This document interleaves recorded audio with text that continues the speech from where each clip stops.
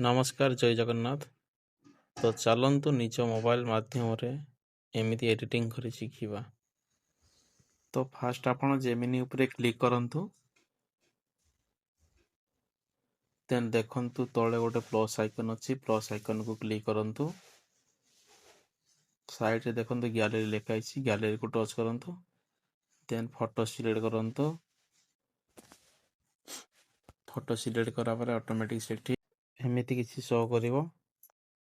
ଦେନ୍ ଆପଣମାନଙ୍କୁ ୟାର ପ୍ରମ୍ପ୍ଟ ମୁଁ ସାଇଡ଼ରେ ଦେଖନ୍ତୁ ସ୍କ୍ରିନ୍ ଉପରେ ଦେଇଛି। ଆପଣ ଚାହିଁବେ ଯଦି ୟାକୁ କପି କରି ଏଇଠି ପେଷ୍ଟ କରିପାରିବେ, ନଚେତ୍ ଆପଣମାନଙ୍କୁ ମୁଁ ୟାର ପ୍ରମ୍ପ୍ଟ କପି କରିକି କମେଣ୍ଟ ବକ୍ସରେ ପେଷ୍ଟ କରିଦେବି। ଆପଣ ଚାହିଁବେ ଯଦି ସେଠୁ କପି କରିକି ଡାଇରେକ୍ଟ ଏଠି ପେଷ୍ଟ କରି ଫଟୋ ଏଡିଟିଂ କରିପାରିବେ। ଠିକ୍ ଅଛି, ତ ଚାଲନ୍ତୁ।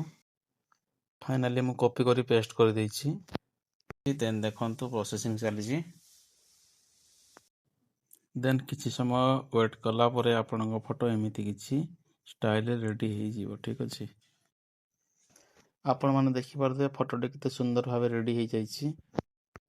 ଆପଣ ଚାହିଁବେ ଯଦି ଫଟୋଟିକୁ ସେଭ୍ କରିପାରିବେ। ଠିକ୍ ଅଛି, ଏବଂ ଭିଡ଼ିଓଟି ଯଦି ଆପଣଙ୍କୁ ଭଲ ଲାଗିଥିବ ନିଶ୍ଚୟ ଲାଇକ୍, କମେଣ୍ଟ, ସେୟାର ଏବଂ ସବସ୍କ୍ରାଇବ୍ କରିବାକୁ ଭୁଲିବେନି। ରହିଲି, ଥ୍ୟାଙ୍କ ୟୁ।